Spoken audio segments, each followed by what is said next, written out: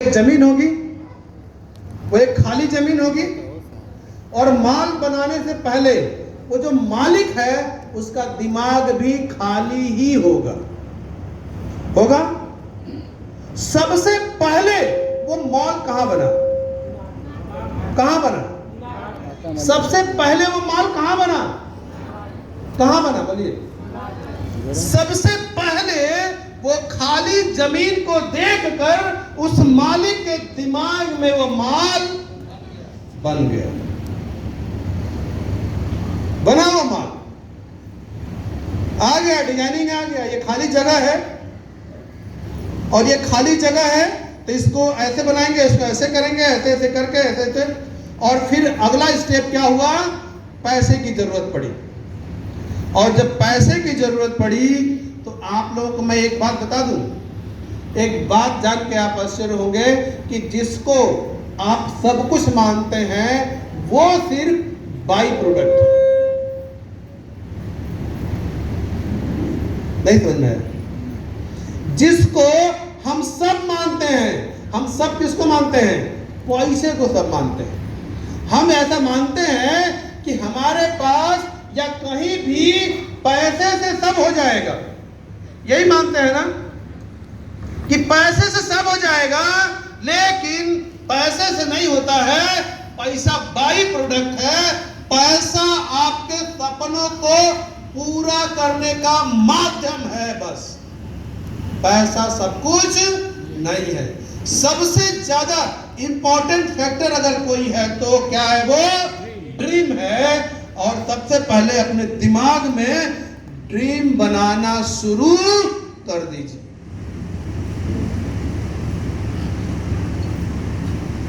समझ में आ रहा है? समझ में आ रहा है कि नहीं? आपको ज्यादा नहीं सोचने की जरूरत नहीं है, आपको ज्यादा परेशान होने की जरूरत भी नहीं है। जब मैं 8वीं क्लास में पढ़ता था, 8वीं क्लास, ठीक है, तो 8वीं क्लास में मेरा मन, 8वीं क्लास से ही मेरा मन हट गया। 8वीं क्लास के बाद मेरे पढ़ने का मन नहीं था, एकदम मन नहीं था। 9वीं में मेरे पिताजी एडमिशन करवाए, किसी तरीके से पास हुए। और 10वीं में आपको पता ही है कि नकल मार के पास हो गए। लेकिन 11वीं कोई पढ़ा नहीं सकता था हमको, इसलिए 11वीं में भी फेल हो गए। और उसके बाद भी हमको फर्जी डिग्री बनाई गई। फर्जी डिग्री बना के 11 पास का 12 का एग्जाम दिया गया। जो बच्चा ठान लिया था 8वीं के बाद नहीं पढ़ना है वो 12वीं पढ़ेगा।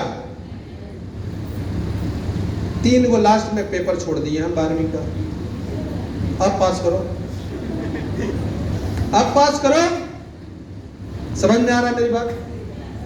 क्यों हमें पढ़ना हमने छोड़ दिया? क्योंकि एक कॉन्सेप्ट 5वीं कक्षा से मेरे पिताजी मेरे दिमाग में डालना शुरू कर दिए थे कि मनोज, चूंकि नाम के आगे गुप्ता लिखा हुआ है तो हम लोग व्यापारी हैं, बिजनेसमैन हैं। समझ में आ रहा है? हम लोगों को व्यापार करना चाहिए, हम लोगों को बिजनेस करना चाहिए, हम लोगों को नौकरी नहीं करनी चाहिए। अरे बनिया आदमी नौकरी देता है, नौकरी करता नहीं है। ये कब सिखाया उन्होंने? 5वीं कक्षा में। ये कब सिखाया उन्होंने? 5वीं कक्षा में। और व्यापार की क्वालिफिकेशन क्या होती है? जब उन्होंने सिखाना शुरू किया तो हमने सीखना भी शुरू किया। और हमने क्या सीखा कि व्यापार की क्वालिफिकेशन क्या होती है, एक व्यापारी की क्वालिफिकेशन क्या होती है।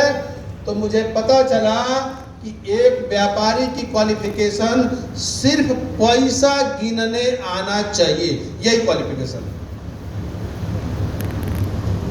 समझ में आ रहा है? एक व्यापारी क्वालिफिकेशन क्या होनी चाहिए?